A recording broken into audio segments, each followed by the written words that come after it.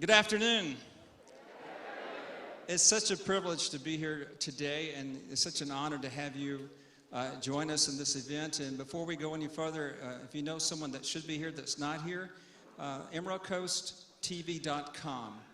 Remember that, EmeraldCoastTV.com is now live streaming this event as of this moment.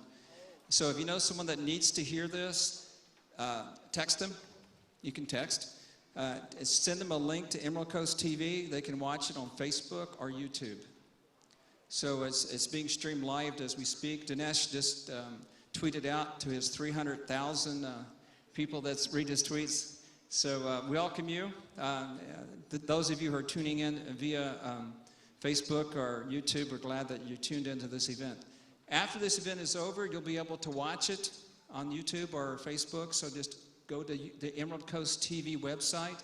They have a site on YouTube and on Facebook. So you can go there and rewatch the event or have someone see it for you. Before we go any further, my name is Ray Angerman, and I'll be leading you in tonight's, some of tonight's festivities. So I always start with prayer. Will you pray with me? Lord God, Heavenly Father, I thank you that you brought us safely to this place.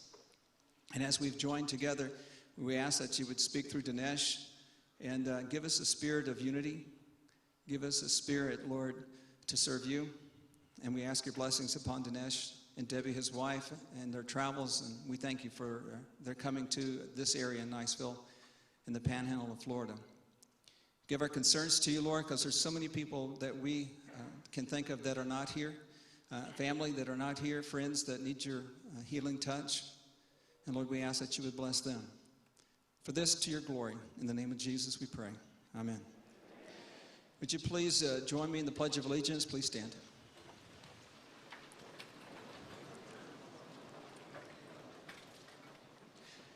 I pledge allegiance to the flag of the United States of America and to the republic for which it stands, one nation, under God, indivisible, with liberty and justice for all. At this time, I'd like to introduce to you Bella Voce under the direction of Lois Henry, and Bella Voce is a choir here at Northwest Florida State University.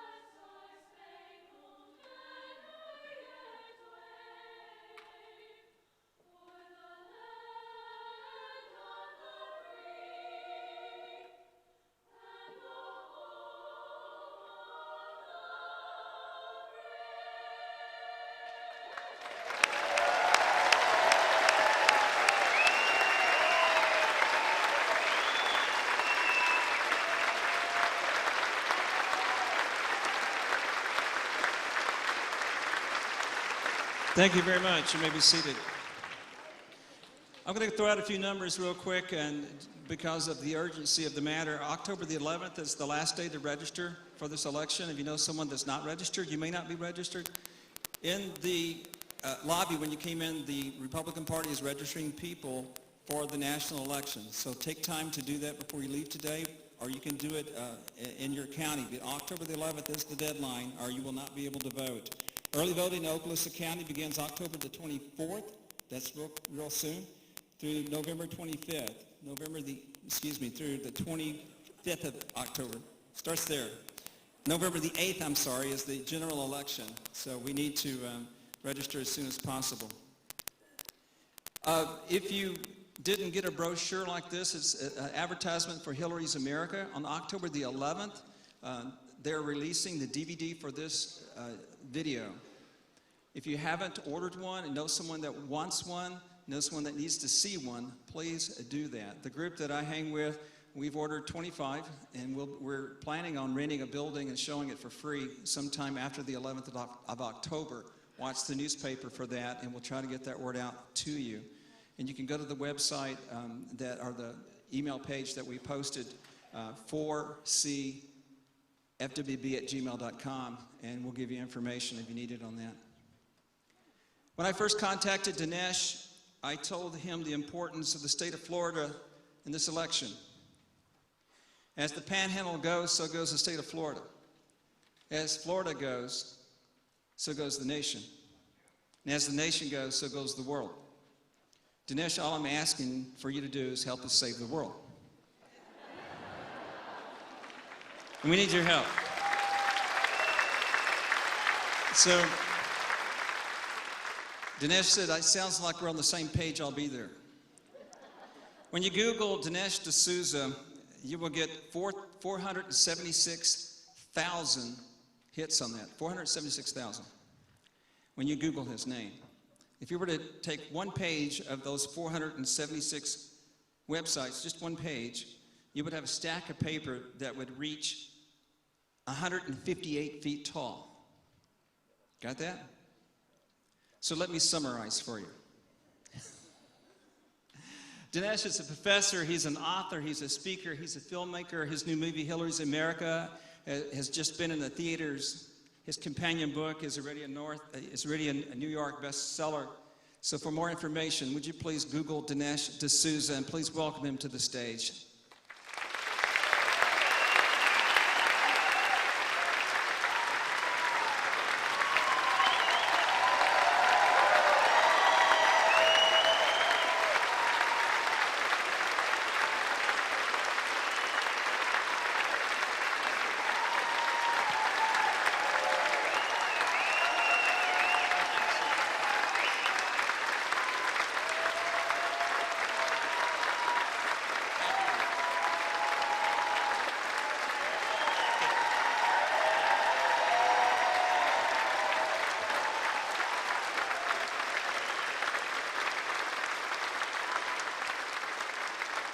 Folks, I'll just take a moment to introduce my wife, Debbie. We're newlyweds, and actually tomorrow is our 6-month anniversary.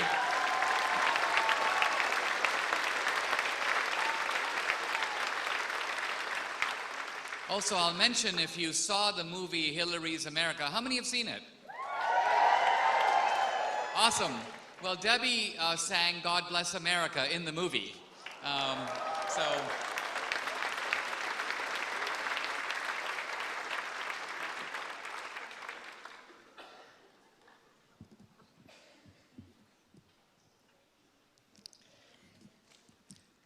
Wow, this is a great audience, and I'm thrilled to be here.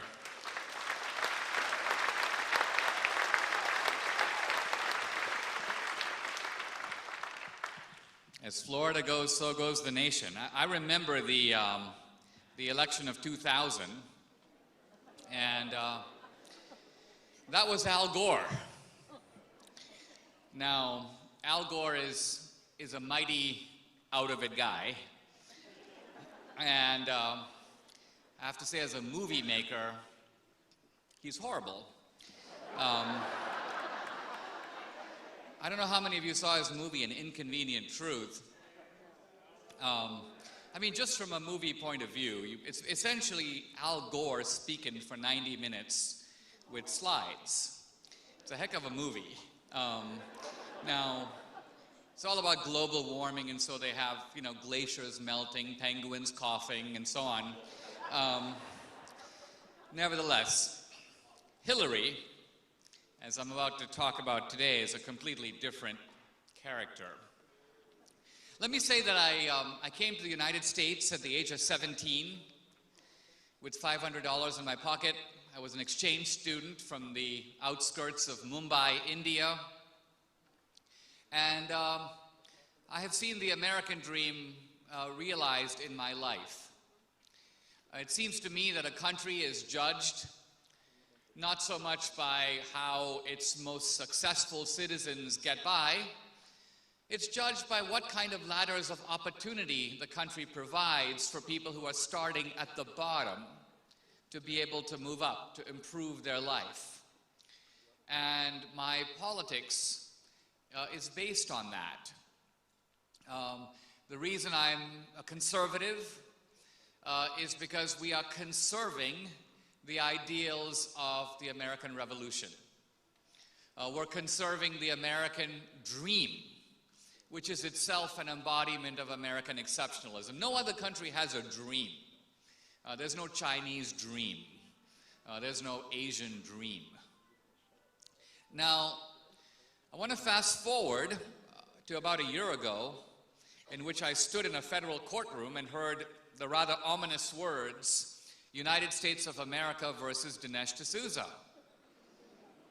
As an immigrant, I have to tell you that sends kind of a chill down your spine, because the government, the full force of the Justice Department, the FBI, unleashed on me.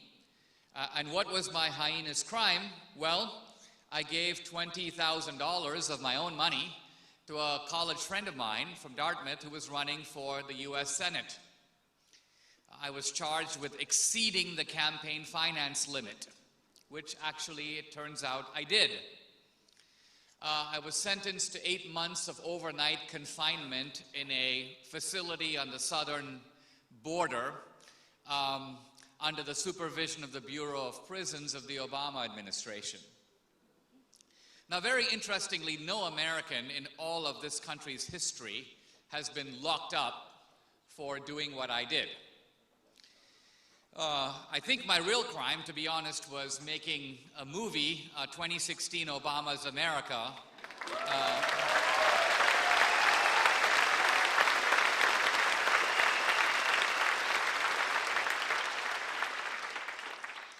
And you know, people on social media go, gee, Dinesh, don't get such an inflated ego. What makes you think that Barack Obama spends 1 minute thinking about you? Well, turns out that shortly after the movie came out, regular attacks on me by name and on the movie began to appear on a website called barackobama.com.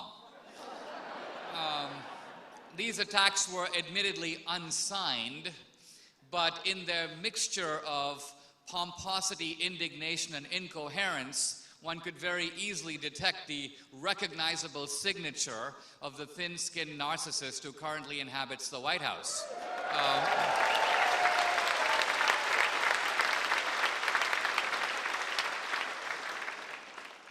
In any event, I found myself in this confinement center, and remarkably, it wasn't a white-collar facility. It was kind of the real hoodlums.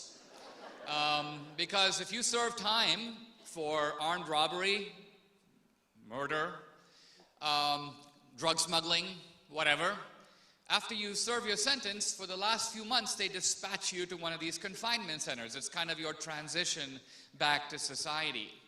So here I was with this very interesting group, and initially, I have to admit, I was sort of unnerved. Everybody seemed to be in some group or gang. And even though the majority of these guys were Hispanic, even among the Hispanics, there were multiple gangs. The American Hispanics are called Southsiders, and they had their own gangs. The Mexicans had their gangs. So it's kind of one of those situations where you don't want to be talking to this guy because that guy wants to kill you. So my initial strategy was to stay to myself. I did contemplate the idea of starting my own gang, the Asian Indian gang. But after about a month, I said, you know, I'm actually a conservative in a very remarkable place. This is not a place where conservatives normally go. I'm not likely to walk down the hallway and, you know, there's Charles Krauthammer, or there's George Will. That's not going to happen. So let me try to learn from this place and try to discover what I'm going to call the ideology of the criminal underclass. Now, my previous exposure to this topic was limited to 2 viewings of The Shawshank Redemption,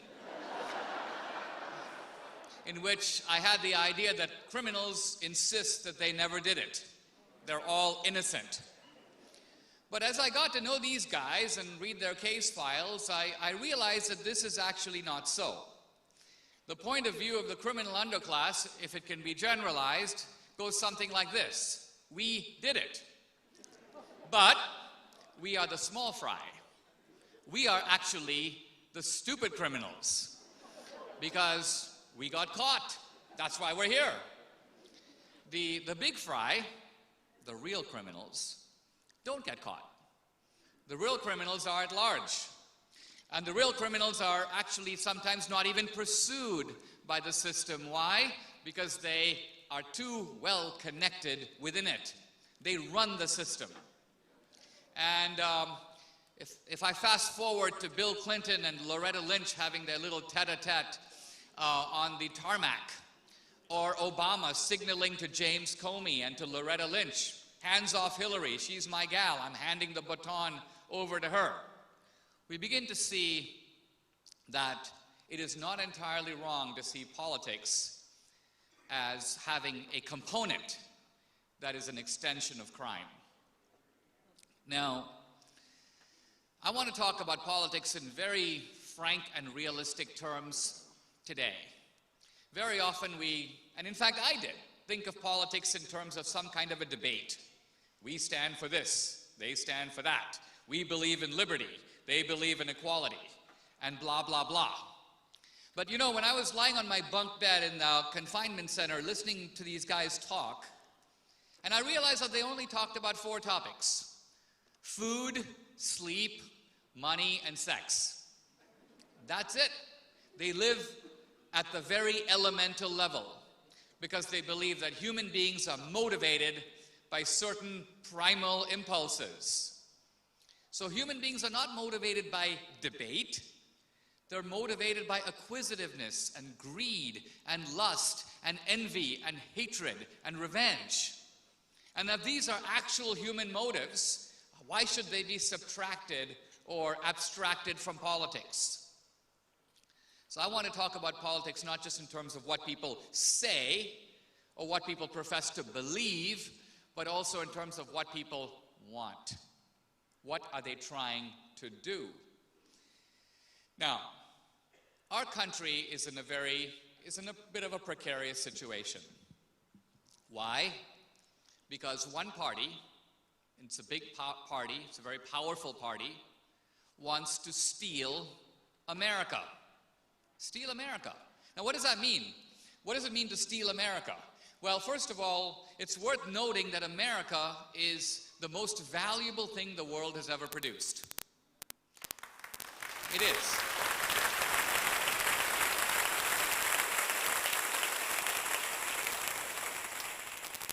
The greatest airplane, the greatest invention is not the airplane or the car or the computer. It is the invention of invention. A country dedicated to producing and creating new wealth. That's what America has done. And if you add up all the wealth in the country, I don't just mean tax receipts or the federal budget or even the GDP. I'm talking about all the wealth, all the land, all the buildings, all the companies, all the money that you have in your savings account or your retirement fund. I'm talking about your big screen TV and your furniture, and if you add it all up, it's about $75 trillion. It's one big pile of dough. And thieves are naturally very interested.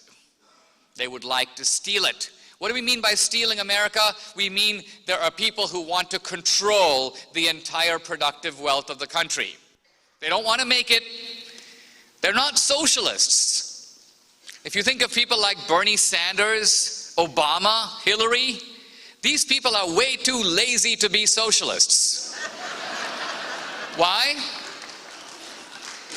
The socialist idea is nationalization. You nationalize an industry. The government goes into Midland, Texas and drills for oil. But these guys aren't going to do that. Can you see Bernie drilling for oil? Bernie's been sleeping on his neighbor's couch for 20 years. Rip Van Winkle. He just woke up. He hardly knows what day it is. So what the socialists so-called want is they want you. They want the people in Texas to go do the fracking and they want them to get the oil. You take the oil out of the ground, you put it in barrels, you label it, and then we'll come in and steal it. We'll come in and tell you what to do with it. We'll take it over. So there's a kind of a secret war in this country between the wealth creators and the wealth stealers. Now, the wealth stealers don't steal in the traditional way. This is democratic theft, which is to say it's theft that operates through the democratic process. And the actual stealers are talented, but they're not talented in creating wealth. They have no idea how to do that. Think of Obama. Can he invent the iPhone? Does he know how to run a business? That guy can't even put up a website. From the point of view of technological capitalism, we are staring at a complete loser. Now, it's true. He knows it.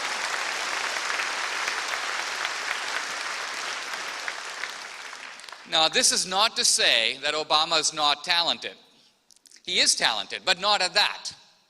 He's not a community organizer, really. He's a resentment organizer. That's his specialty.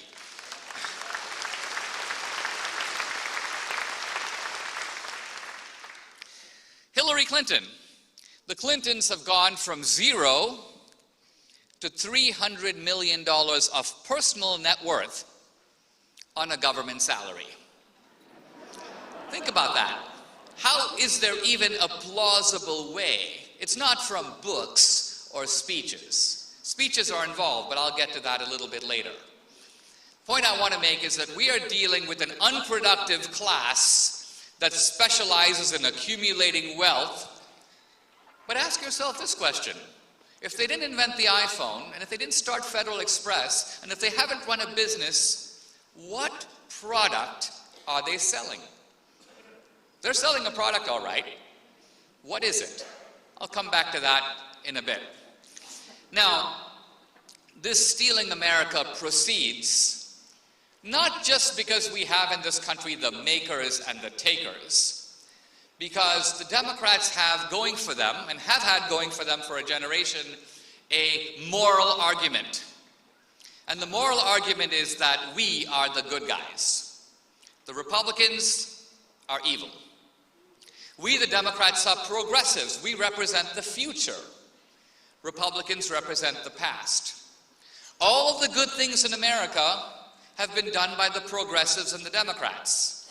And all the good things in America have been delayed and thwarted by the wicked Republicans who have been from the beginning on the wrong side of history. We, the Democrats, are the party of the little guy and the outsider. We're the party of blacks and women. We're the party of Latinos and immigrants. Now, nothing could be further from the truth. This is perhaps one of the biggest whoppers ever told in American history. The Democrats, in fact, are the party of oppression, exploitation, theft, and murder.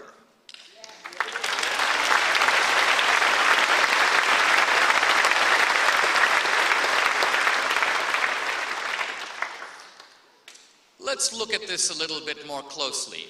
I discussed this in the movie, but a movie is only a kind of dream sequence that touches on facts. My book reinforces them to a greater degree, but there's just so much more there. Which is the party that threw the American Indians off their land, drove them west, and perpetrated the Trail of Tears? That was the Democrats under Andrew Jackson and under his immediate successors. Which was the party that was uniformly the defender, protector, and sustainer of slavery for 50 years? That was the Democrats. Now, the reason we don't know all this straight out, and the reason our kids don't know it, is the Democrats specialize in the cover-up. So when their schemes are busted, this is when they get really clever. And they figure out how to put the blame onto someone else. And so you open up a textbook. The Civil War was a debate between the anti-slavery North and the pro-slavery South. Pause. Most Southerners did not own slaves. Most Confederates did not own slaves. The Northern Democratic Party under Stephen Douglas defended slavery with the same venomous enthusiasm as the Southern Democrats under John C. Calhoun and his acolytes. The Democratic Party was protecting slavery North and South. So the real debate wasn't between the North and the South. It was between the pro-slavery Democratic Party and the anti-slavery Republican Party. That is actual history. But history that's papered over now. So after slavery, the Democrats then went on to a new racket. And that was segregation, Jim Crow, lynching, and the Ku Klux Klan. Every segregation law in the South, without exception, was passed by a Democratic legislature and signed by a Democratic governor. The Democrats started the Klan. It was Nathan Bedford Forrest, a delegate to the Democratic National Convention, who began the Klan. Republicans outlawed it, and the Klan went into abeyance and basically shut down until a progressive Democrat, Woodrow Wilson, revived it in the early 20th century, and revived it to such a degree that the Klan was no longer just in the South, it was now in the Midwest and the West also. So if you look at all the grand Kleagles of the Ku Klux Klan and the Grand Dragons of this and the Grand Dragons of that, all Democrats. And you look at all the thousands of people who were rounded up and burned and lynched by the Klan, that was done by Democrats. Now, it takes quite a job to try to cover all this up. It's not easy to do. And then in the 1930s, the Democratic Party, having been also the party of forced sterilization, social Darwinism, anti-immigration, also became the party of sympathy for fascism. Young JFK went to Nazi Germany in the 1930s and came back with effusive praise of Hitler. Hitler's a great guy. JFK called him a legend. JFK says if people don't like Hitler, it's because they're jealous of him, for what he's accomplished. JFK says that if Hitler says the Nordic people are superior, that's because they are. This is JFK. FDR had a different enthusiasm. He was a great admirer of Mussolini. In fact, he sent members of his brain trust to Italy to study Italian fascism, to bring it here. He thought Italian fascism was more progressive than the New Deal. And remember, fascism was then, in fact, it always has been, on the left. It was only after the war that the progressives tried to cover it up and make fascism seem somehow right-wing.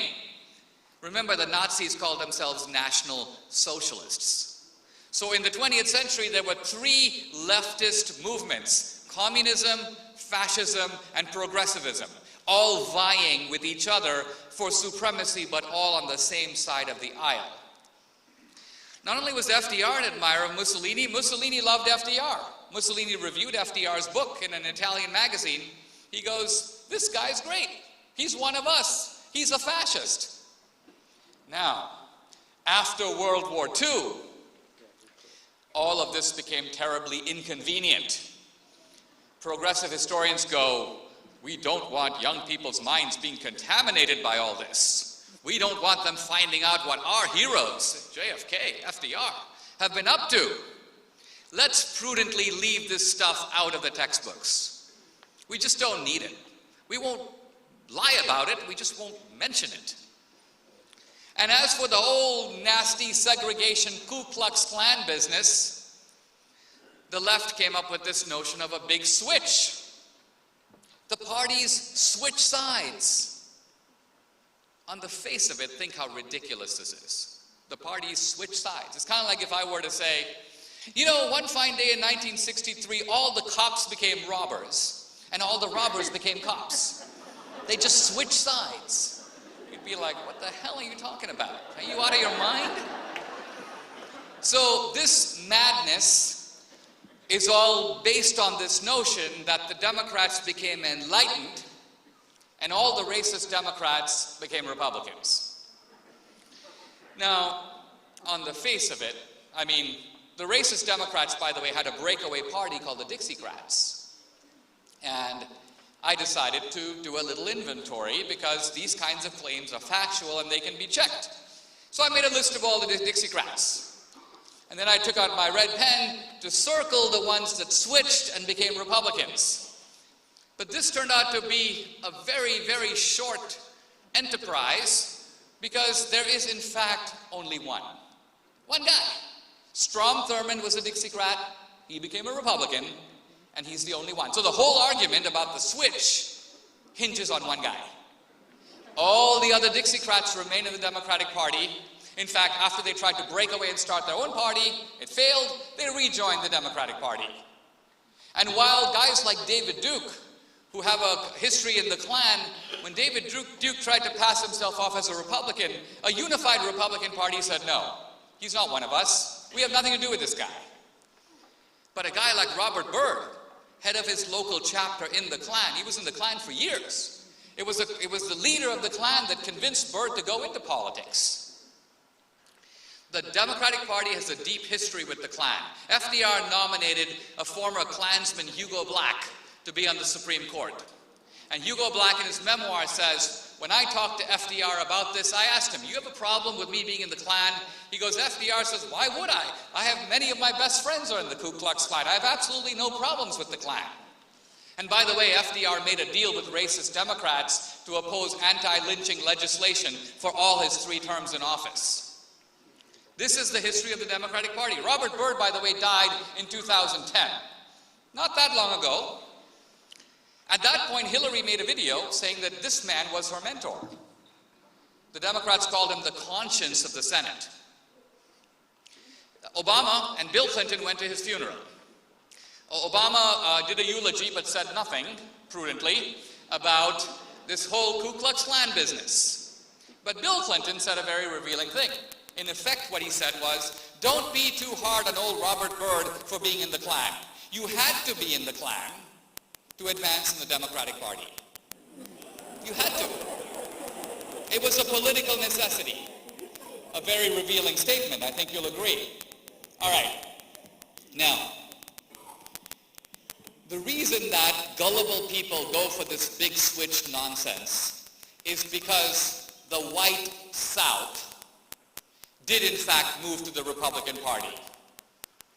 But when was that? That was not in the 1960s. In fact, in the 1960s, more Republicans proportionately voted for the Civil Rights Act of 64, the Voting Rights Act of 65, and the Fair Housing Bill of 68 than Democrats did. Another fact that is camouflaged in our textbooks. It's concealed. It's not stressed. Let's just put it that way. But in the 1970s and 80s, the Reaganite appeal of patriotism, free markets, love of country, Christianity, this is what swung the white South to the Republican Party. In other words, as the South became less racist, it became more Republican. That's a fact.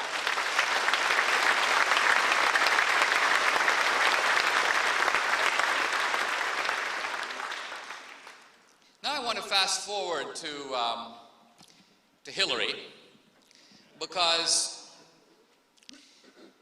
to some degree we think of Hillary as Obama's third term. But it's not quite like that. You know, Obama at the end of the day is an ideologue. He's an ideologue. He wants to, in his own cuckoo phrase, remake America. Now, his vision of America is pathetic, it's destructive. I predicted in the movie 2016, I said, number one, this man will double the national debt. He's done it. Number two, he will reduce America's influence in the world. He's done it. Number three, he will undermine our allies and strengthen our enemies. He's done it. We're not talking here about a perspective. I'm not just alleging my point of view, but somebody else has a different point of view. You can simply count our allies and see if we have more or fewer of them. Mubarak was our ally in Egypt. Where is he? He's gone. Gaddafi wasn't an ally, but he was doing business with us since the Iraq War, outing terrorists, paying reparations. Where's Gaddafi? He's dead. Assad in Syria is our enemy. Where is he? He's consolidating in power. He's still there. The mullahs in Iran are our deadly enemy. Where are they? They're stronger than ever. We're making treaties with them now, apparently. throws me back to the old saying, what do you call a dictator who has nuclear weapons? The answer, sir. Sir.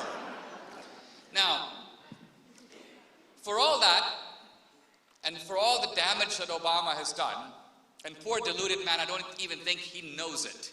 From his own twisted perspective, he's helping America. But Hillary is different. Hillary is not an ideologue. The Clintons can't be understood purely in that way. This is what throws me back to my days in the confinement center, because these are two racketeers. These are two people, two partners in crime. Their whole modus operandi is based on that. Even if we think back to their marriage, think of how this very odd arrangement came about. What do you think actually happened? You think Bill pursued Hillary? Does that seem likely? Isn't it more likely?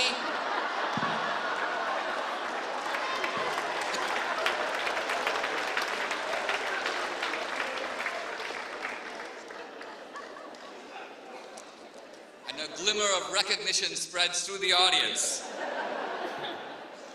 No. Bill never needed Hillary, because Bill already had the political magnetism. Hillary needed Bill, but Hillary had a problem. How do I get Bill? Well, he's hard enough to get Bill, but if I get Bill, how do I keep him? Because he's going to be gone in 15 minutes with someone else. So Hillary's cunning little brain got to work, and she realized the way I keep Bill is I've got to perform a lifelong service for him, on which he becomes completely dependent. So this man is obviously a sex addict. He's a predator, and Hillary knew it. And the press, has put out this squid-like cloud of rhetoric of Hillary as the wronged wife. Hillary knew all about Bill at Yale. Hillary knew from the beginning, from the early campaigns, campaign managers would hand her lists of women that Bill had been. Hillary knew. Hillary's whole point is, I know. That's why I'm needed. I'm the enabler. I'm the facilitator. I enable Bill to carry out his addiction without consequences. That's why he's going to need me till the very end. And fast forward now to the DNC at Philadelphia, where Bill stands up and gives the sort of surreal song and dance routine, this Rapunzel story about Hillary, which actually was very credible if you were born yesterday or just arrived here from Mars.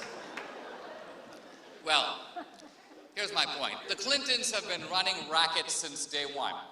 They're characters right out of Mark Twain. From the Arkansas days, they were cajoling $1 here or $50,000 there with small-time stuff.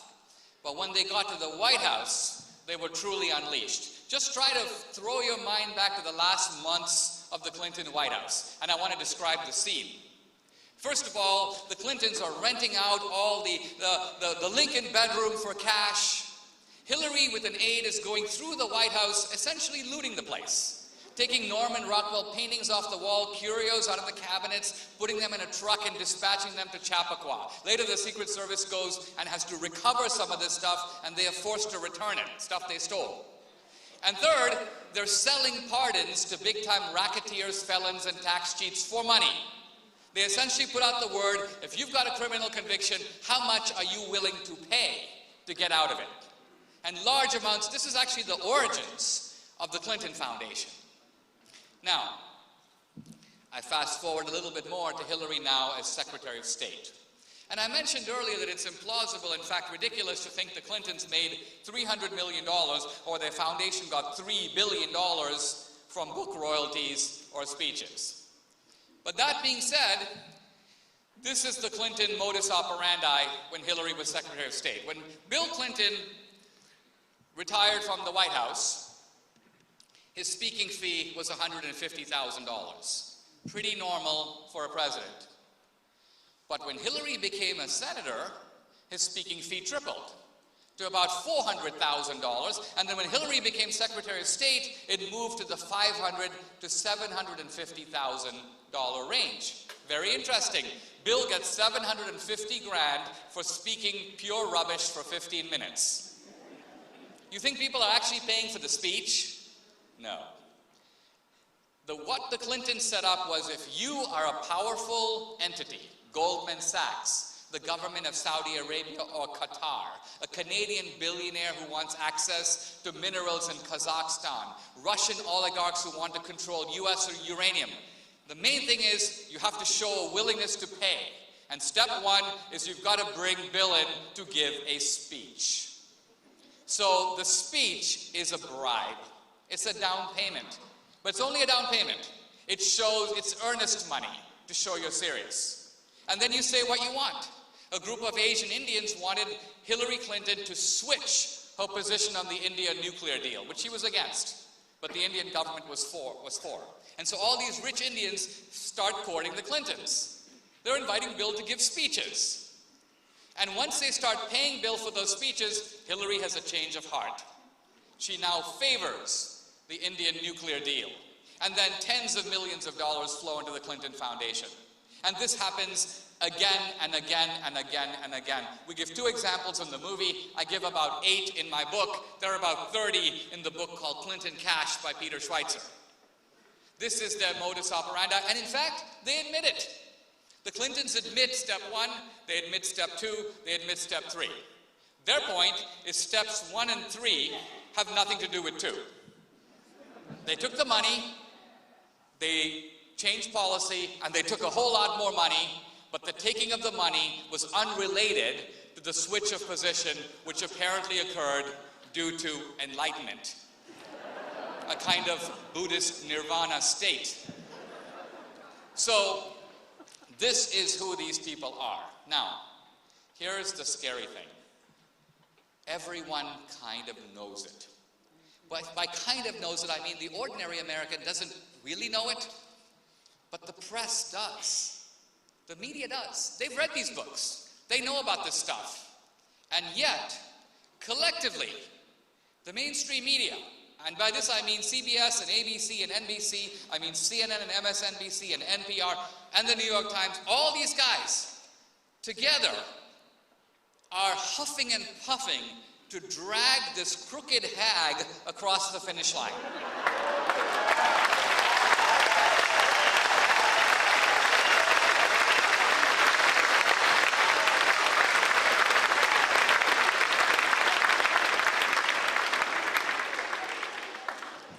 And this is the same cabal that is actually responsible for the great lies and distortions of American history. I say things in the movie that startle people. We had a black guy who was playing a slave in the movie, and this guy he wasn't even political. He auditioned for the movie, he's an actor, and as he watched the movie and he saw the things we were shooting, and I made this statement in the film, in 1860, the year of the Civil War, no Republicans owned slaves. 0. All the slaves in the entire country were owned by Democrats.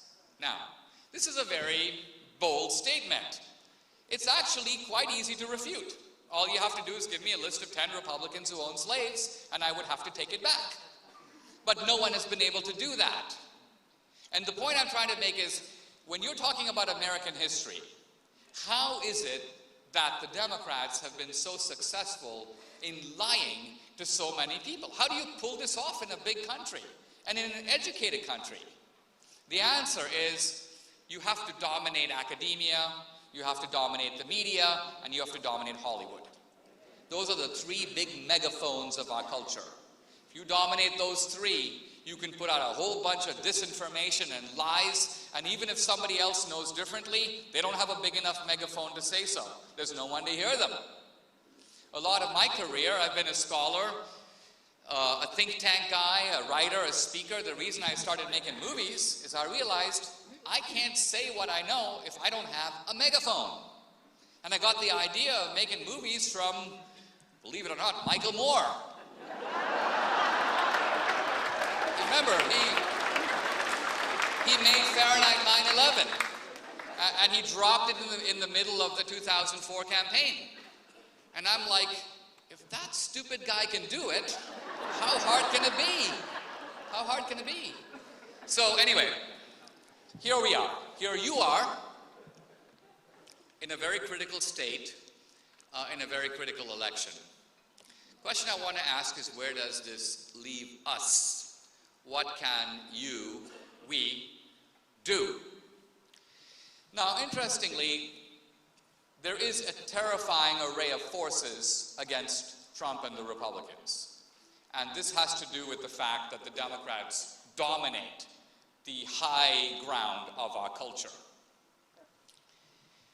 And yet, I think at the end of the day, this is Trump's election to lose. Now, it was Romney's election to lose 4 years ago when he lost it. Trump, I think, can win it. Here's what he needs to do.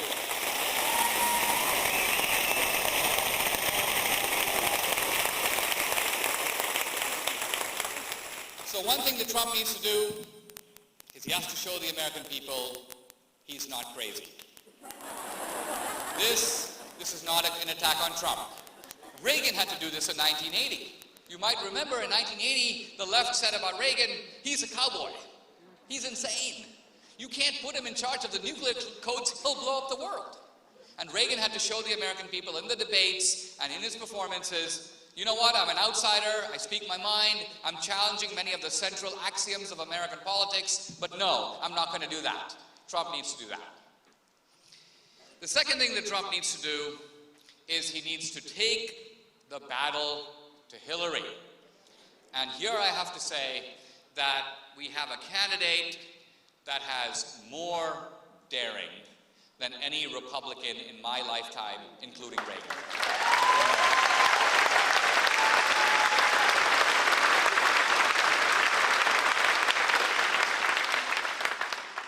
When Trump goes to the inner city and talks about the failures of the Democratic urban plantation, when he points the finger at the Democrats, you're the party of slavery, you're the party of segregation, notice those attacks completely unanswered because they are completely true. Trump is actually here taking on the Democrats, and the media is like, well, is he actually going to get the black vote?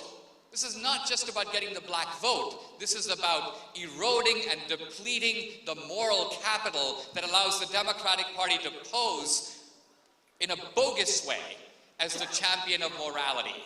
The Democratic Party has been, as I mentioned, the very opposite. So in the debates, I have some public advice for Trump, which I'm actually going to deliver right now. First, this is a time when you have to actually call Hillary straight out. And so I'd like Trump to say something like this. Mrs. Clinton, the Democratic Party is the party that murdered and displaced the Indians. The party of slavery and segregation, of Jim Crow and the Ku Klux Klan. This is the party that interned the Japanese Americans after World War II. Your party did all of it. But your party has never admitted it. Not once have you ever acknowledged what you did. Not once have you ever taken responsibility for it.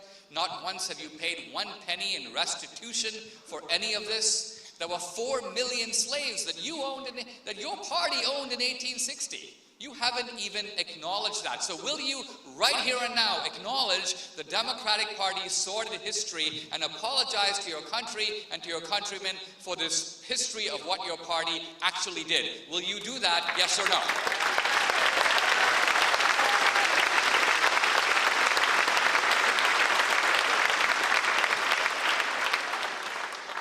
And number two,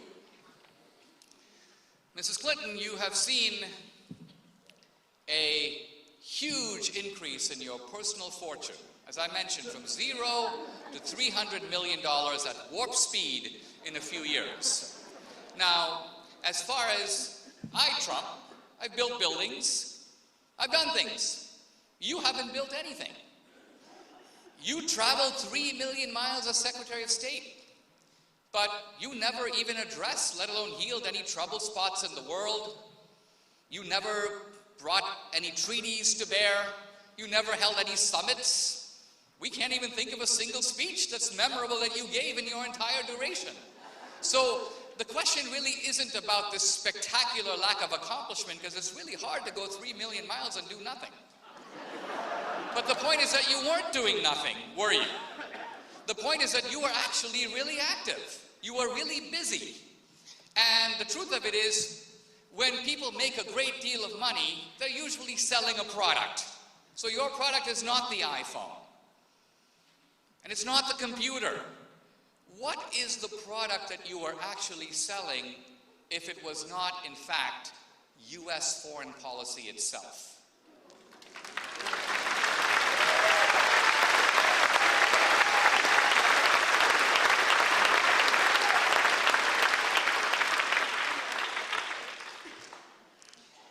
The DVD of Hillary's America comes out October 11th.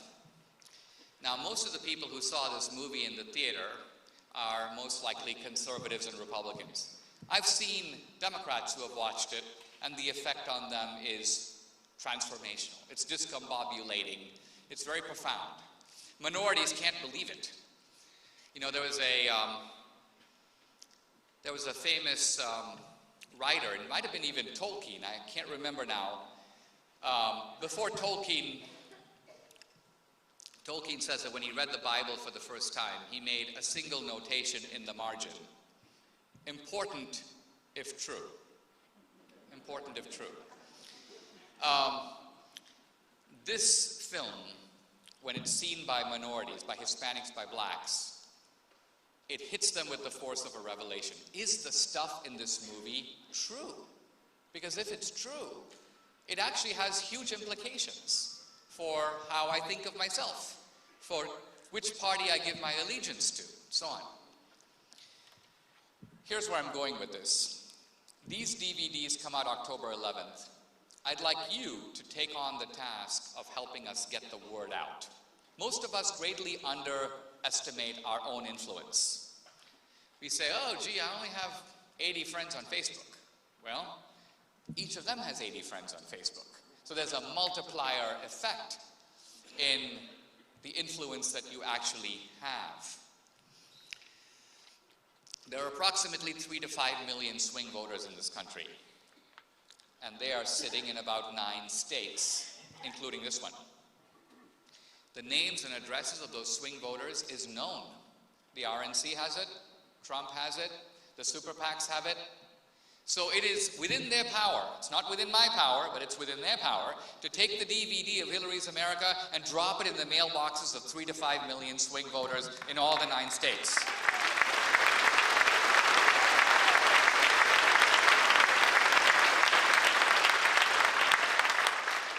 Apart from Trump performing well in the debates, I personally cannot think of a more important thing they can do to win the election. The effect of the movie on people on the other side watching it is very profound. So, to the degree that all those guys contact you and go, hey, will you do this for us?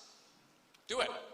But say to them, hey, guys, have you thought about taking this movie and dropping it to the people who need to see it the most? You can help us do that. We're doing our best to get the word to them, but you can help.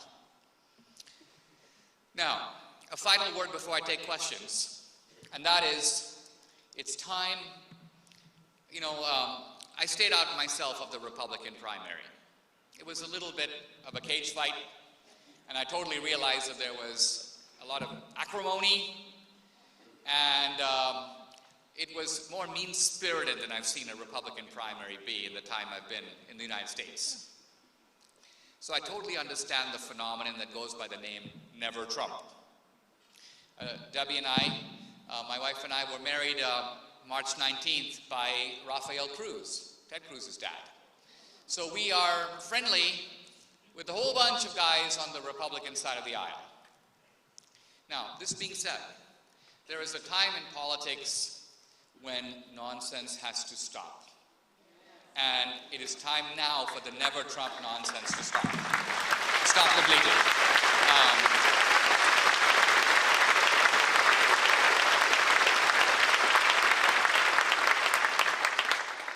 Why?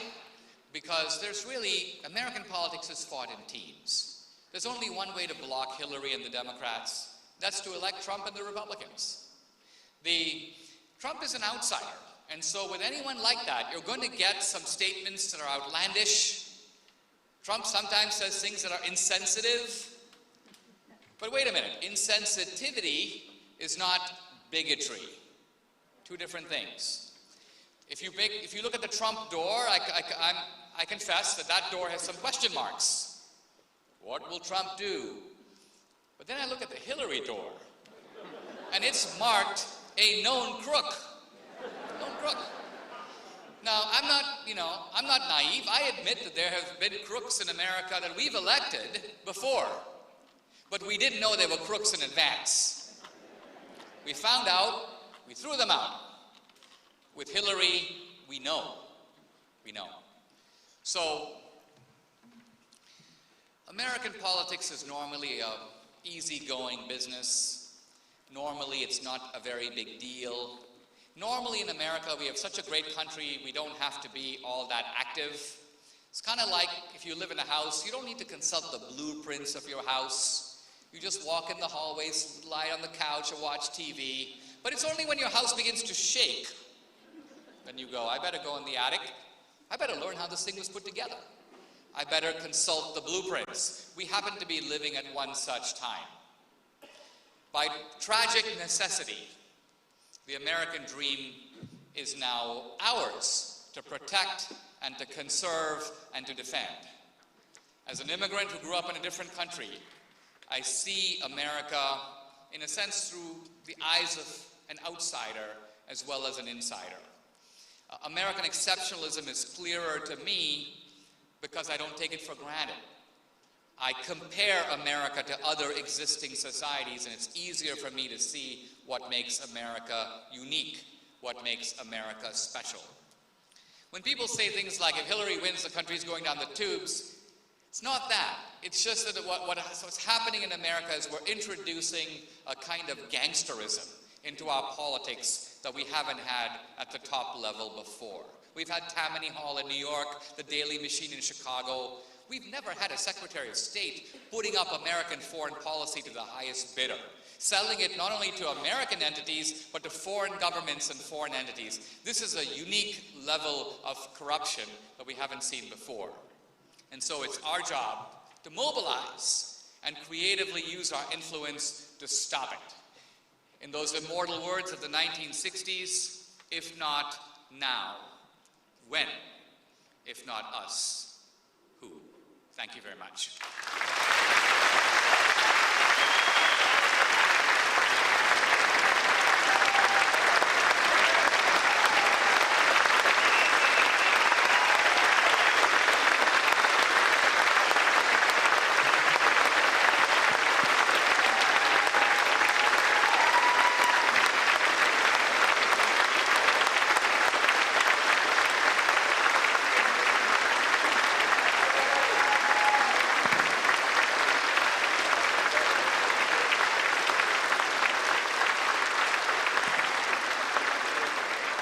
Thank you.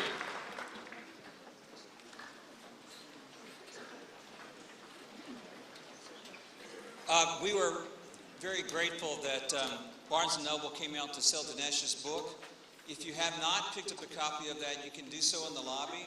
Our book signing, we're going to take some questions. We have 2 microphones here for a moment, but we're going to do the book signing in the orchestra hall. In the orchestra hall. There's another room over here. You just follow the signs to the meet and greet. And so that way, when you leave, it won't be congregated up in the lobby area. So if you haven't bought a Dinesh book, you would like for him to sign it, then you can pick it up in the lobby.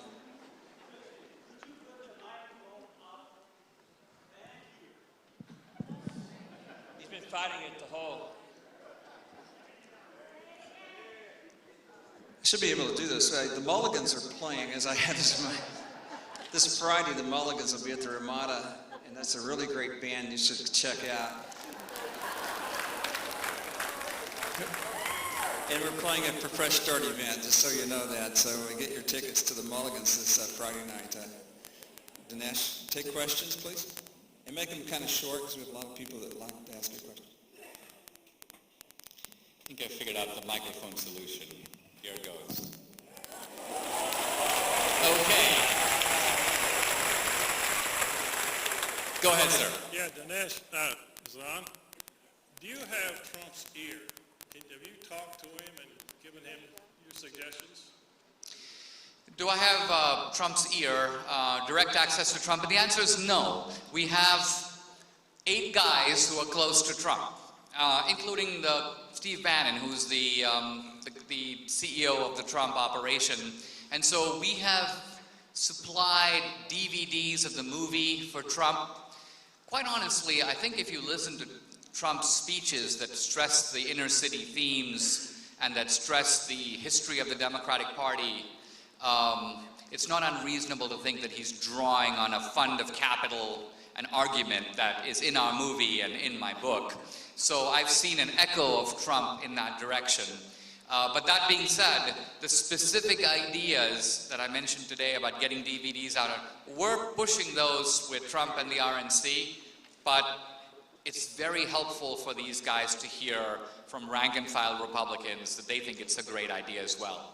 All campaigns kind of move tentatively, and they move in response to information that flows back to them. Thank you. Yes, young man, go ahead. What advice can you give to conservatives on how to win over millennials and young people?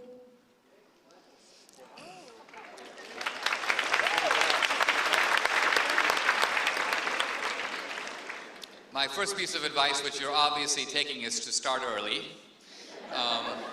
But more profoundly, it's this. A lot of young people think in terms of, what organization can I go work for?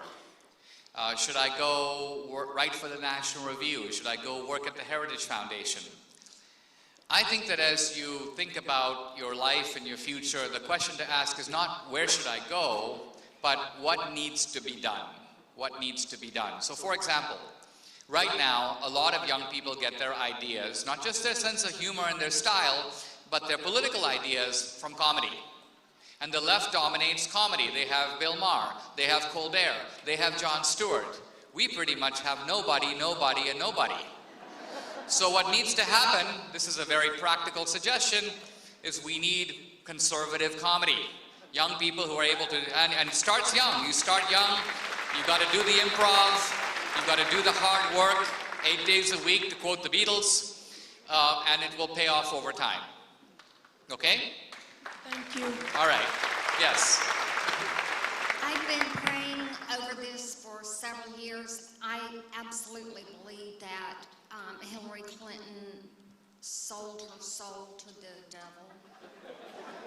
And I absolutely believe that this is not just a Democrat-Republican issue. This is a God issue.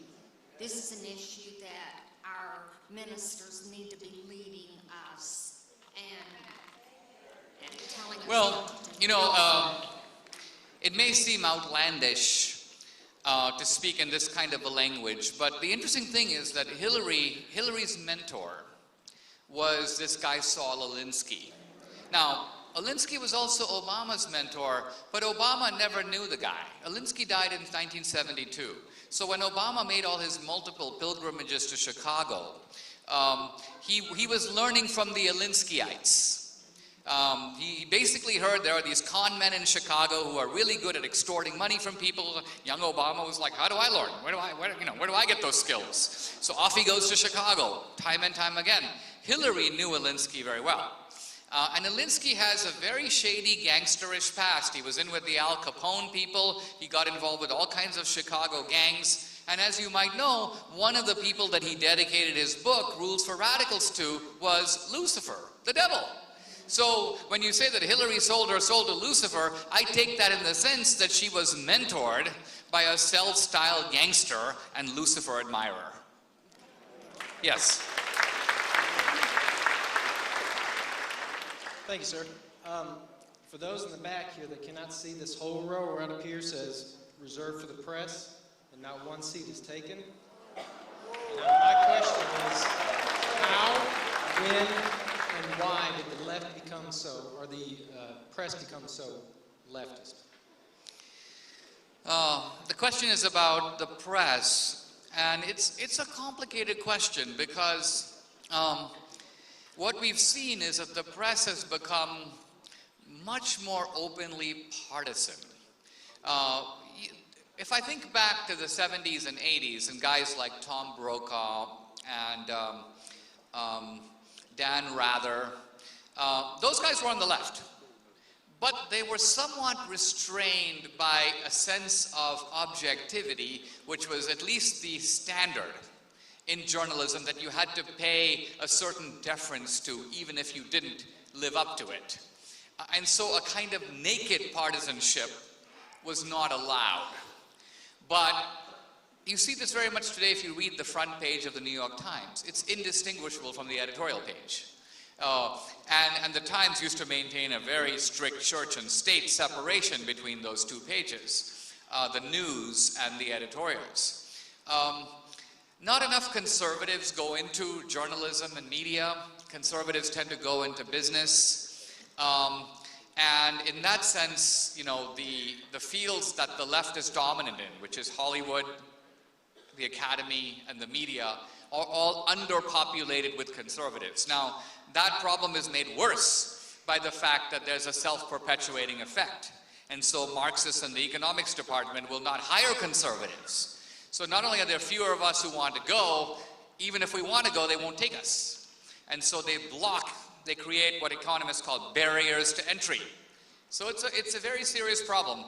There are creative ways to solve it, which I'm not going to go into today, but I will just say, just take the small area of documentary films. Now, I won't pretend that Michael Moore is the big guy in Hollywood. That's Steven Spielberg. Long term, as conservatives, we need to make horror films, romantic comedies, animated family films, thrillers, because Hollywood transmits its messages through all those, not just through documentaries. But in the modest area of documentary films, here's Michael Moore. He's been the king of the genre. If you list the top 10 political documentaries, he has 5. But he's made 20 films. I have 3, but I've made 3 films. So we're giving the big guy a run for his money. And that's a start. Yes, sir. Yes, back about July 4th, our FBI director addressed the nation and told us why he was not going to pursue a criminal indictment against Hillary. And since you're one that's had some direct experience with the FBI, I was wondering if you could comment on Mr. Comey's analysis and how that relates to the way the rest of us relate to the FBI. Yeah, so all crime is about motive. What is making you do this? Consider my crime. Why did I exceed the campaign finance law? Because I was trying really hard to help a longtime friend of mine who kept asking me to do A, B, C, and D, and I felt bad that I couldn't do it. So my motive was to try to help her. I had nothing to gain. She didn't even know about it. So mine, in that sense, was a crime without corruption. No corruption alleged, no corruption committed. Now we turn to Hillary. Comey outlines all this stuff. She did this, she did this, she did this, she did this. And she knew she did it. And it took a lot of trouble to do it. You can't just set up a private server. You can't just get around the classification system. Now, true, at times Hillary, in Hillary mode, gives you flat-out pathological lies. Right? I mean, remember, Hillary is a person who lies about how she got the name Hillary. Hillary says, I was named after the great mountain climber, Sir Edmund Hillary. Even though Edmund Hillary didn't climb Everest until 7 years after Hillary was born. So the Clintons are both in a competition of pathological lying between the two. Hillary goes, classified, when I saw the big letter C alongside things, I didn't know it stood for classified. I thought it was an alphabetical filing system, even though no document ever had A or B. So this is how they are. Look, Comey knows exactly what he's doing. He absolutely knows that Hillary is an unvarnished criminal. The problem with Comey is his ambition is bigger than his ethics. At the end of the day, he knows that if he recommended an indictment, it would never happen. You think Loretta Lynch, basically Eric Holder in a dress, is going to indict Hillary? No way. So Comey knew that if he did that, the only reward he would get is he would become the deadly enemy of the President of the United States, who would do what he could to destroy this man's career. At the end of the day, Comey is a petty, selfish careerist, not a decent, honorable man.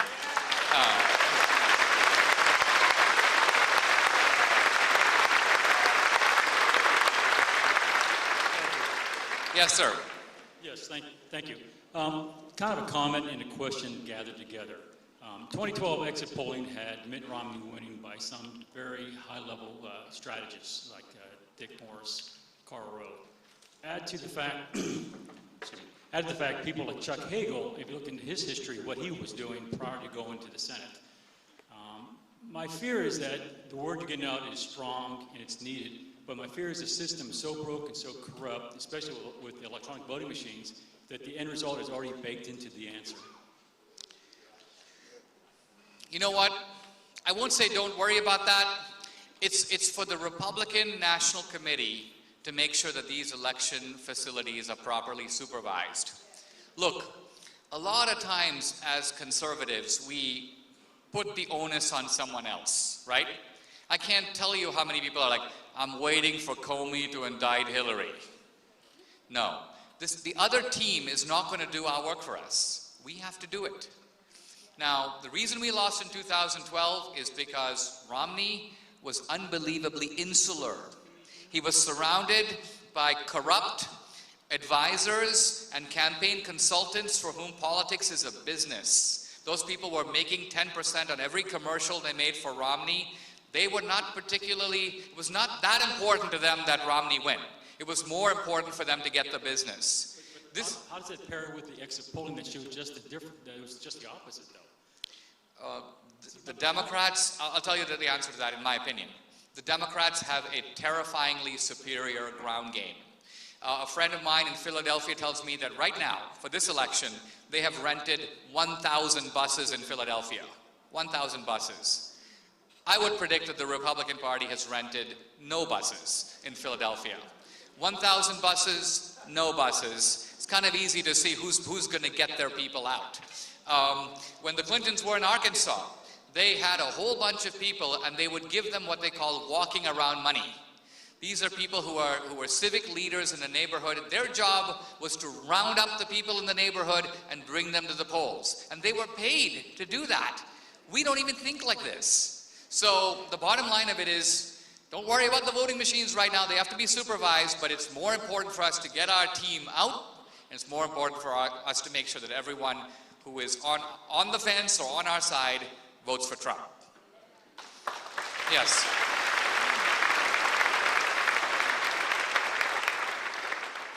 What do you think of the upcoming debate moderators, and do you think they'll have a positive, negative, or really no influence at all on the election? You could probably guess the debate moderators on the balance are going to be in the Hillary camp. That is by the pure, you would almost be hard-pressed. You'd have to get 3 guys from the Fox News channel to make sure that that was not the case. So that is now a given in American politics. The key is to do it like Reagan. You've got to figure out if the moderator throws a hostile punch, you need to throw a double punch. The first one knocking out Hillary and the other one knocking out the moderator.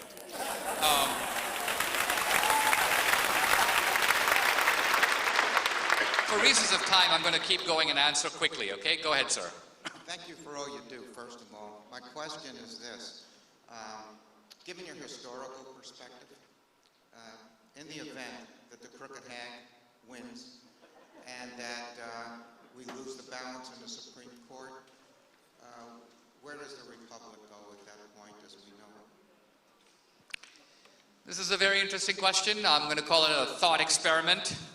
And that is that if Hillary wins, let's say wins decisively, let's say that the Democrats win the Senate, let's say the Republicans have a fragile majority in the House, let's say that 3 Supreme Court appointments go the other way, then in effect, for now, we will have lost the country. That is a fact.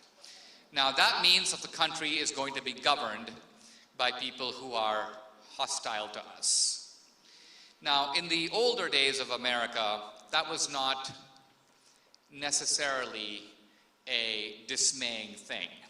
When Thomas Jefferson was elected in the bitterly fought election of 1800, the first thing he said is, "We are all Federalists, we are all Republicans."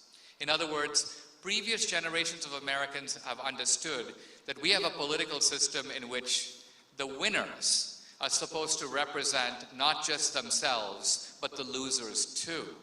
They're supposed to take our interests into account.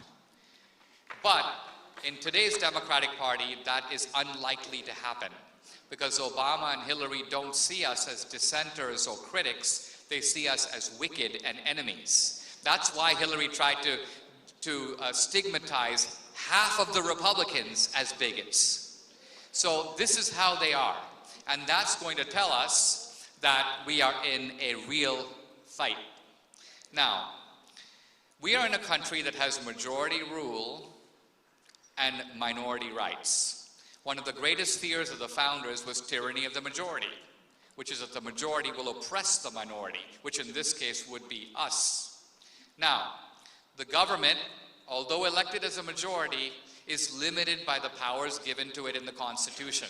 For example, the majority has no power to take away any of our fundamental rights, including our right to free speech, our right to practice our faith, our right to assemble, our right to vote, etc. Here's my point. If the majority does take away those rights, then we have no obligation to obey. None. Why? Because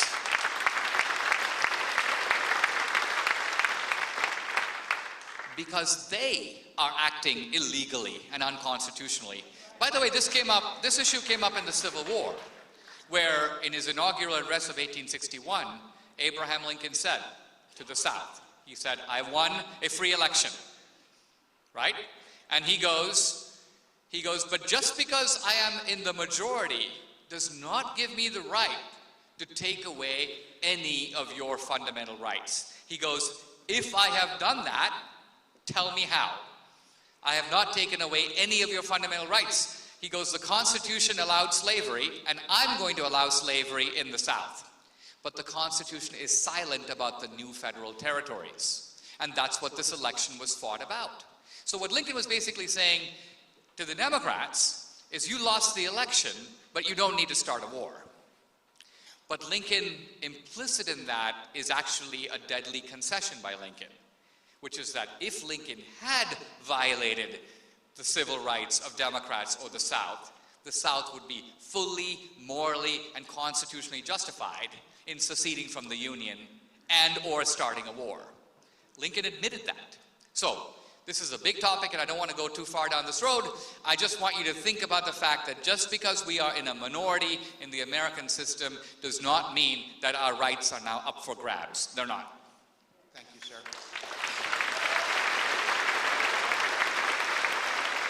Yeah, earlier you were talking about Peter Schweitzer's book, Clinton Cash, and also about the belief that Clinton was selling foreign policy. I've had the opportunity to do some research of my own, and in doing so, I chose to examine some source-based documents coming from the Department of Justice and the White House, in which there was a common thread, common issues that they were talking about, and it was in reference to foreign policy regarding the Arab nations. And in doing so, I also identified a plan that a former Clinton's employee or Clinton executive had published, and he gave a speech to a group called Global Strategy Forum. It was a London-based think tank back in 2011. Barack Obama gave a similar speech in which he was talking about providing educational benefits and jobs to the folks in the Arab countries in order to deter them from engaging in terrorism. That particular plan that had been outlined was called Creating a Middle Eastern Economic Community, which was essentially... Okay, but anyway, needless to say, that particular policy is one which was supposed to be economic community similar to the European Trade Union, and I wanted to know if you'd had an opportunity to examine that particular policy, and if that was the policy you think that Clinton was selling in the Middle East, because most of the countries that were to benefit from that particular plan are listed as recipients. Yeah, I won't say much because I don't know quite specifically what you're referring to, but it sounds very similar to what Obama and Hillary have both been saying, that the roots of terrorism are in economic deprivation.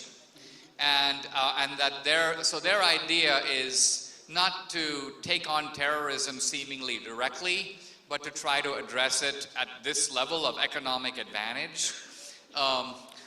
You know, I think this is actually bizarre, hinging on the preposterous. I mean, this reminds me a little bit of Obama's traditional head scratching every time someone shouts, Allahu Akbar, and runs with a knife. Obama goes, I'm trying to figure out the guy's motive. You know, he's super puzzled. Like the Minnesota stabber shouts Allah, Allah when he does it, and Obama's, you know, researching his motive.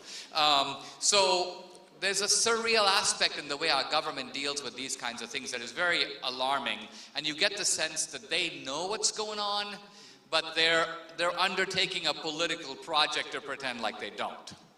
Yes, ma'am, go ahead. Hi, first of all, I want to thank you for being so outspoken and telling the truth.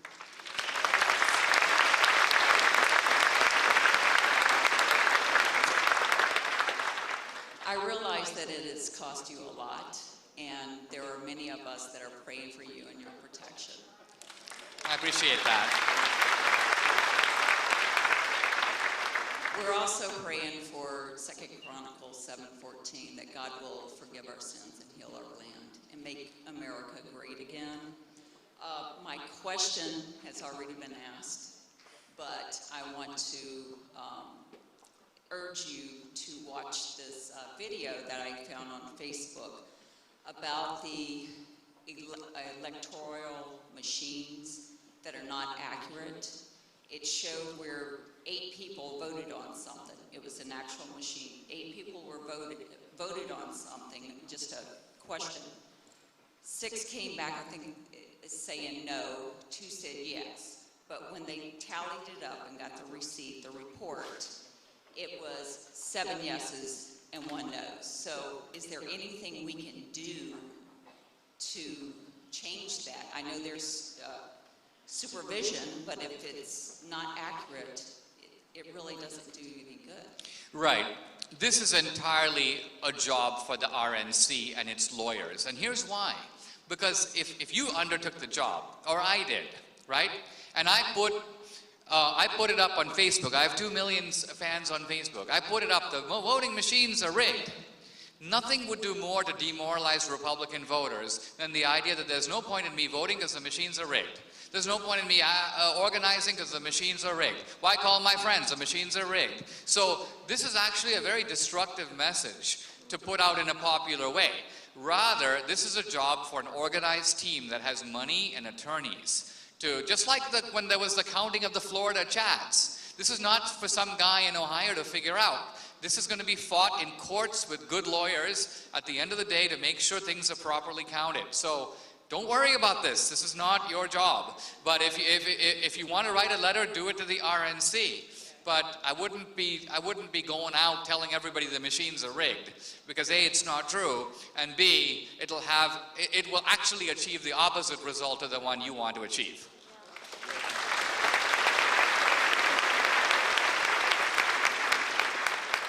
Go ahead. This is in regards to the Democrats and liberals, and Herman Cain says, you know, do what you can, but save the savable.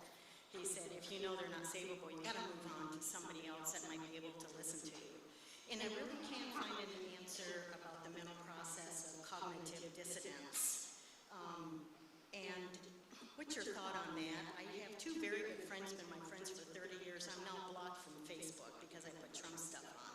It's just cognitive dissonance. I mean, these are intelligent people, but they don't want to hear any facts. So can you address that mental process? Yeah, you're talking about cognitive dissonance, and you're talking about the experience of people and you're putting information out, but they seem unwilling to hear you.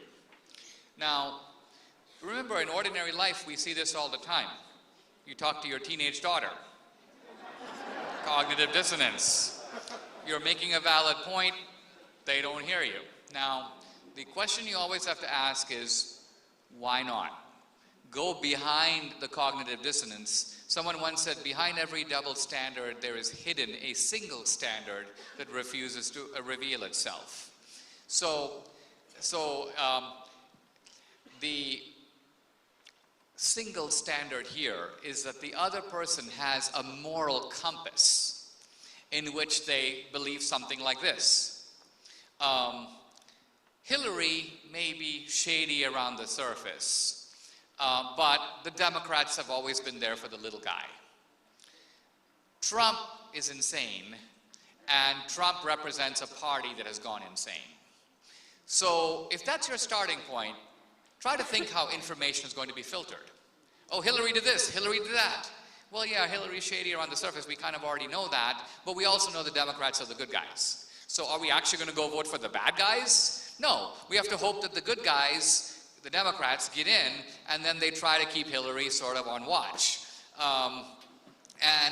So the way one starts, I mentioned earlier in my talk the black guy who was acting in our movie. He sees the movie, and he made a public statement afterwards. He came to one of our screenings, and he goes, I am done with the Democratic Party. Big applause. He goes, but I'm not a Republican. He goes, I don't know. I'm in the middle. I need to do my own research. So people don't undergo life transformations in one shot. This is a part of the RNC's mistake. They think that if they show you a campaign commercial, you're going to change your vote. Nobody ever changed their vote based on 90 seconds. You know? Now, you can change your mind or your heart when you watch a movie. It's a 90-minute, it's a much different experience. And we make 90-second videos, they're trailers to send people to the movie. But changing someone from the inside is a lot of work. And so as a party, the Republicans have a lot of work to do. Yes, ma'am. How does one get access to a megaphone? The good thing about living today, in today's world of technology, is that actually a megaphone is potentially available to everybody. And the reason for it is we have this sort of Wild West now, which is the internet, the World Wide Web, and you can create channels on the web. So to give you an idea, CNN. Right now, if you turn on CNN in the middle of the afternoon, East Coast time, about 400,000 people are watching CNN. If you watch at prime time, it may be 700,000 watching CNN. I have 2 million fans on Facebook.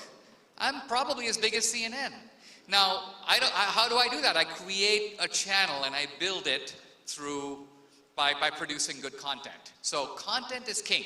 If you produce good content, and remember the demands of brevity, remember that we're living in an entertainment-driven culture, so information should be palatable, easily digestible, preferably funny. If you can meet those things, you can generate a following really fast. Yes? The Senate version of Read the Bills Act presently requires only 3 things. 1, the bill is read twice on the floor prior to a vote. Next, the citizens have a couple of days to read the bill and consult with their representatives prior to the vote. And the third thing, it has to reference what enumerated power in the Constitution authorizes it in the first place.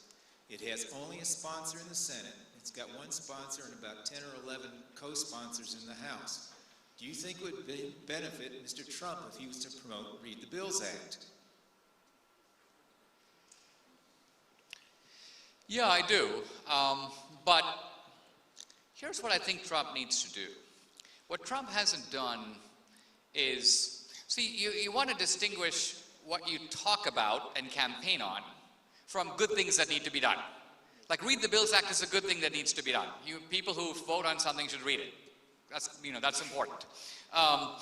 But I think what Trump needs to do is lay out the 5 principles on which his entire campaign is based. If I'm elected, these are the 5 things I stand for.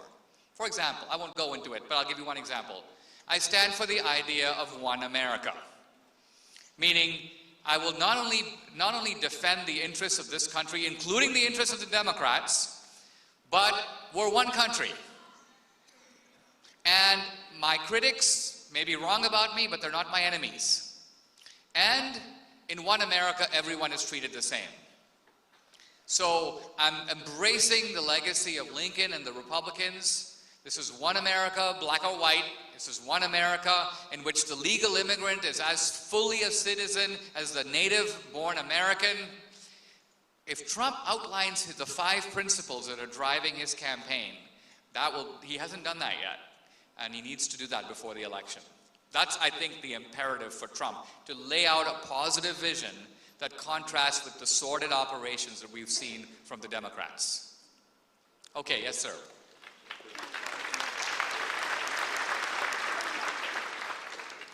Good afternoon, Dinesh. My name's Rick.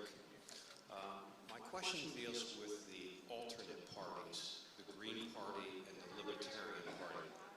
I didn't want to overspeak, I'm sorry. There are many Republicans who relate to the Libertarian Party, and frequently they go to an election and they have some soul searching to do. I'm one of those people. That said, this fall I will vote for Trump. Now, my question is, what is your suggestion to the Republican Party how they can best woo over libertarians and even Green Party members to the Trump cause? That's a good question. I think the answer is simple, and that is basically for Trump to emphasize the libertarian elements that are intrinsic to American conservatism. At the core of it, conservatism is a freedom party.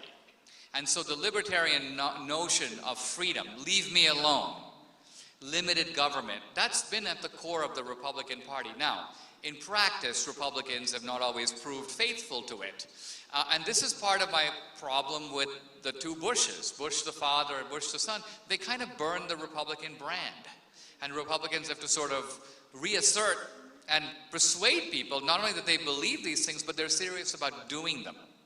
So this is, I think, Trump's advantage. Trump is not saddled with the baggage that a traditional Republican would be, because he's coming from the outside. In fact, if he's elected, he would be the first outsider since Eisenhower to have walked from a non-elected Senate position or gubernatorial position to the presidency. Look, I don't know if I'll be able to get to everybody for reasons of time. So here's what I would propose. Everybody go really fast and ask a question, and then I will make a brief closing statement taking into account all the questions, okay? Go ahead. Hi, my name is Tommy Rogers, and I don't really have a question. I just want to thank you. For the past 4 years, I've been getting an education, and you're one of my teachers on how America runs and how much I do love this country. So I just want to thank you for being one of my teachers. I appreciate it. Thank you. Go ahead, yes. Okay, 2 quick ones, please. Can you make it one? Just for time. Okay, Julian Assange. What do you think about WikiLeaks? WikiLeaks turning out to be something very important precisely because you have this media monopoly. And so WikiLeaks is kind of seeping under it. So the bottom line of it, again, don't place too much hope in an October surprise. As somebody says, if Hillary makes an honest statement in October, that will be an October surprise. Okay, go ahead. Well, we're doing all the questions in one shot. Hey, Dinesh, a lot of people are watching via stream right now. And my son, Austin, watching from Austin, Texas, he says, what would Dinesh say to someone who thinks a third-party candidate like Gary Johnson has a real chance? I have a lot of friends here who actually think a third-party candidate is possible. How do you respond to that? Well, it depends who the third-party candidate is. I mean, I'm all in favor of third-party candidates who take votes away from Hillary. But Johnson, I suspect, will take more votes from Trump. So there's a kind of foolishness about all this. You know, when people say, I'm going to stand on principle. Now, the abolitionists stood on principle. But the abolitionists could not and did not end slavery. The abolitionists, in fact, were politically kind of useless. Most of their meetings, their primary activity, burning the American flag, burning the American Constitution. It's only when the abolitionists were integrated within a Republican Party that won the election of 1860 that things really began to change. So slavery was ended not by the abolitionists, not by the people who stood on principle. It was actually ended by the Republican Party. Go ahead. Did you ask a question earlier? No, go ahead. Democrats always say that the big companies need to start paying their fair share.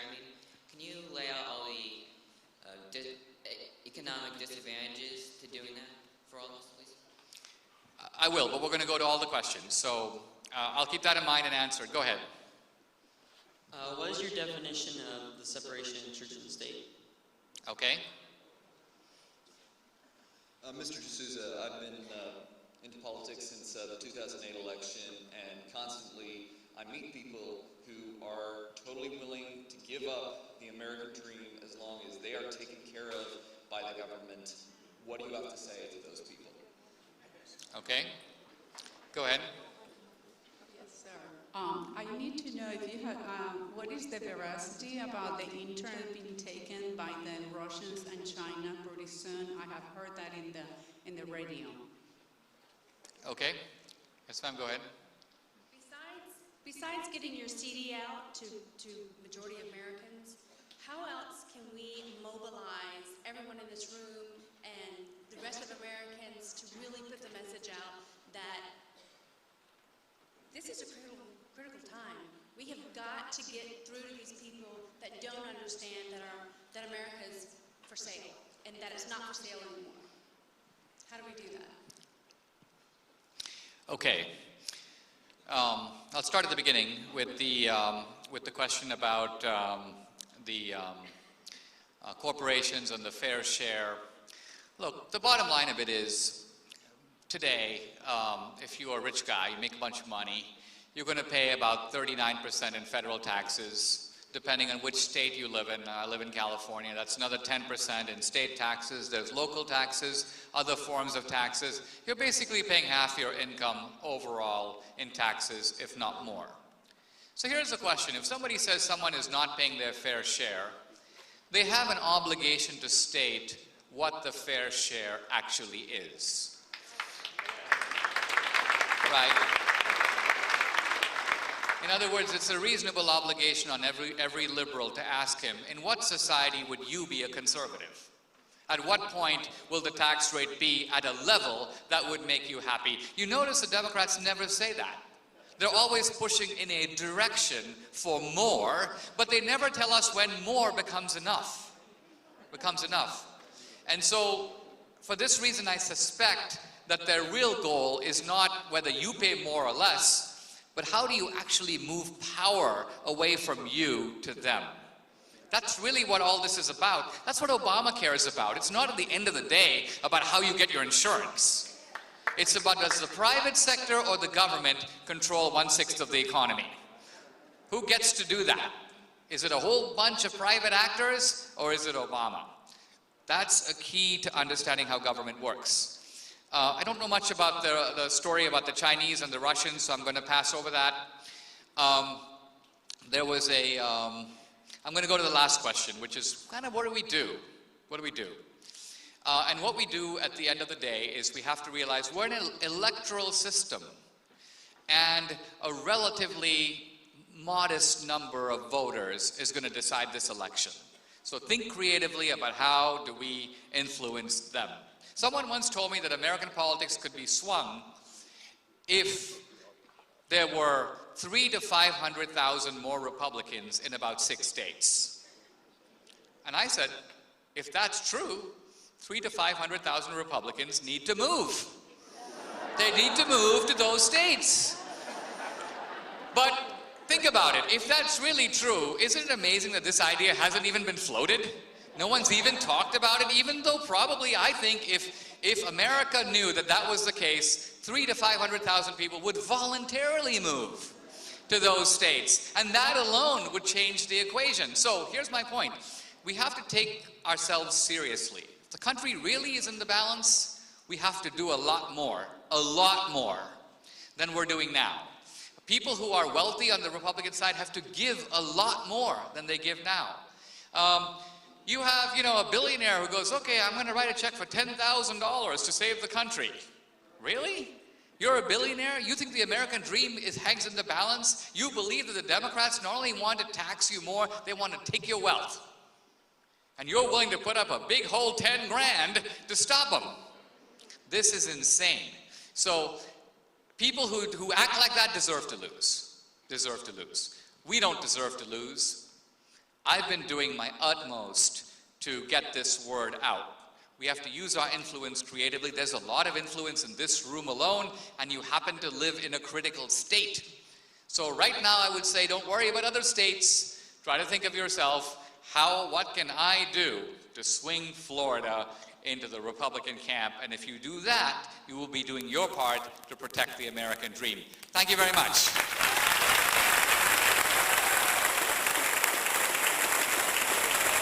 Thank you, Dinesh.